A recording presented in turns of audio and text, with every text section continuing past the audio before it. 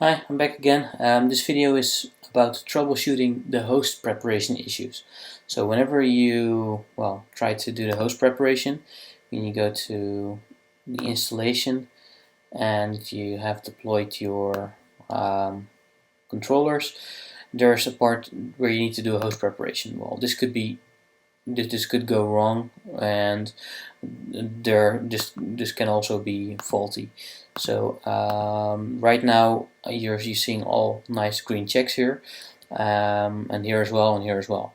So when it could also be that there are red crosses here, and what you can do is try to resolve the issue. So there will be a button here, and then you can try to resolve or repair whatever problem there is.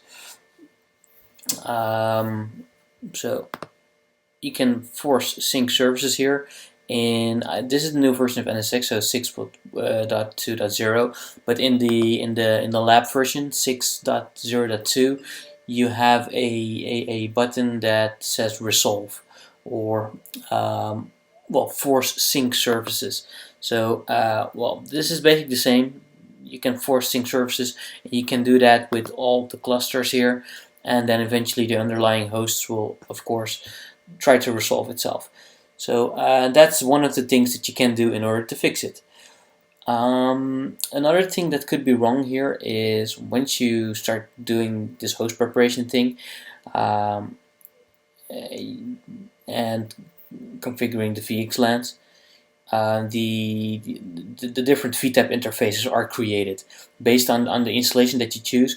Each ESXi host will get an IP address from the IP pool that you specify. Well, it could be that, for example, in that IP pool there are only 4 IP addresses available, and you need to deploy 8 ESXi hosts with a VTAP. That means that you're short of 4, right? And because it cannot assign an IP address or a VTAP IP address to that host, that means that your VTAP interface will not be created, and your whole environment is incomplete. If you go to logical network preparation, you will see here for example, the different VTAPs that are created here and here as well. So right now you can see that all my hosts have an IP address from the IP pool that I that I selected, or the DHCP scope. I'm using DHCP here, but it doesn't matter if you're talking about IP pool or DHCP. If you don't have enough IP addresses, means that VTAP IP address cannot be assigned, means that your environment will be incomplete, right? So you need to make sure that your IP pool or DHCP scope has enough IP addresses available for the VTAP interface IP address assignment. One of the things that you can also do, so I already told you about the force sync services and the resolve services here that you can do. One of the things that you can also do is you can go to one of the ESXi servers, and let me go to one of them. Let me go to this one, for example, and you can do a ping. So right now, let me look at right now I'm logged into this server here, which has a VTAP 10.44.44.17. Let me go to another host, try to do a VMK ping to, for example, the other one, this one here. So that will be this host here. So if I'm trying to do a VMK ping, plus net stack is VXLAN, and I will use the -D -S flag, which I'm making sure that my MTU is set to a higher value. So that means that the VTAP environment needs to have an MTU of 1600 because of the VXLAN overhead. That whole story. Well, that's right now I'm just forcing it to use a higher MTU. And let me go to me see what the IP address is here. And 10.44.44.15. Okay, so that's the other side, and you can see that it's working. Well, usually when you're trying with this, with a lower MTU, it's also working, but right now I did it with a higher MTU. That means that my whole underlying network, my underlying transport, is working correctly, and the MTU is configured correctly everywhere. So it could be that that your host preparation is not functioning correctly, and that you want to remove the whole NSX environment and want to start all over again. During the exam, you probably don't have time to do this, but in a real world environment, I can probably assume that you want to do this. One of the things that's important to do, of course, is that you kind of remove everything. You need to remove your connections to your logical switches. You need to remove your logical switches. Well, you need to remove your transport zone. Well, you all need to do this, of course, in the proper order, because otherwise there are a lot of things depending on each other. So you can remove the transport zone here, and after you move the transport zone, you can remove the logical switches. After you remove the logical switches, you can remove the edges and make sure that all your VMs and etc. are disconnected.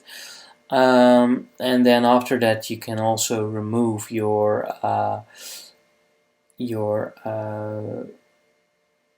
well, before you do that, you probably want to go to installation and probably want to go to host preparation, and you probably want to remove or uninstall NSX or the host the preparation on the host. You want to uninstall that on all the different clusters, on all the different hosts. So once you've done that, the firewall and the VXLAN will be unconfigured automatically.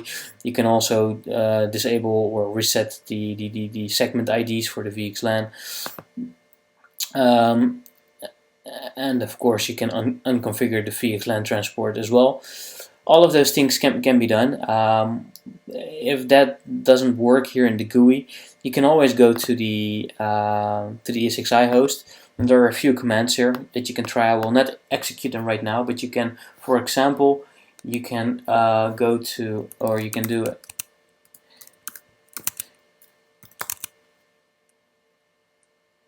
You can do the following command.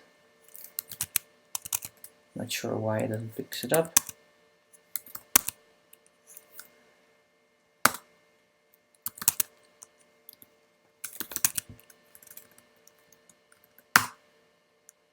Yeah, ESXi, and then you have software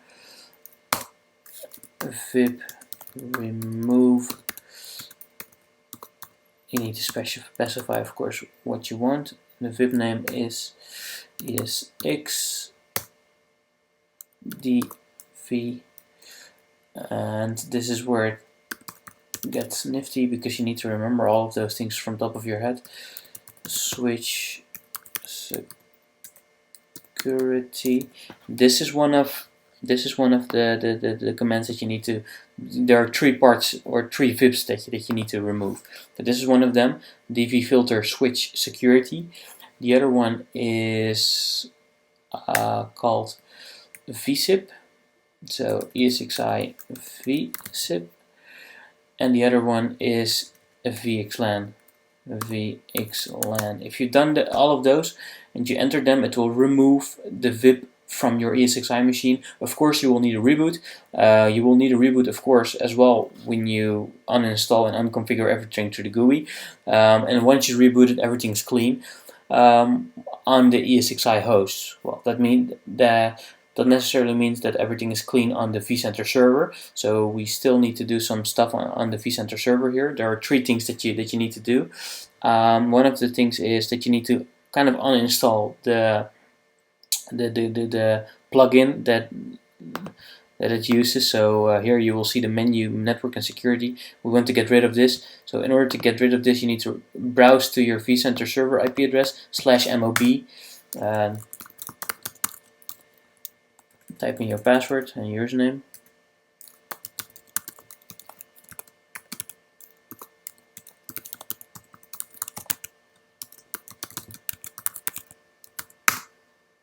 And once you're in, you will see a, oh, maybe I just need to go to, does this work? Yes, that works. So that was the default password and the default username root. You can go to, from top of my head, it's content, and then in content you will see something called extension manager, and that's here, extension manager. And in extension manager you will see vShield manager here. So what you do is you click on, or well, you copy this part here and you go to unregister extension, you paste that in here, and you paste exactly this here, and you do invoke method. When I do invoke method right now, it will get rid of this menu item here. Okay, so another thing is that you need to do manually is you need to go to the vCenter server. You need to browse to a specific directory, and for the vCenter server appliance, this directory is /var and lib VMware, and then you will have the vSphere web client or vSphere client, and then you will have the VC packages and the vSphere client Serenity, and in that Serenity folder you will see something called vShield manager, and you need to get rid of this whole directory. So you'll probably do remove -r and then that whole directory vShield manager, and then hit enter, and then it will get rid of that directory. Well, when that's all done, of course you need to get rid of the physical, or well, not physical, the virtual machine itself, the virtual NSX manager machine, and that you can just delete with right clicking here and delete from disk when the power is off. Of course you can delete it from disk, and then when that's done, you really got rid of the whole NSX environment in your vSphere environment, and you can start, well, from scratch again. So install NSX Manager with the OVA, and then once the OVA is installed, you need to register it with vCenter, you need to register the lookup servers, etc., etc. You need to prepare the host, and well, you know what to do.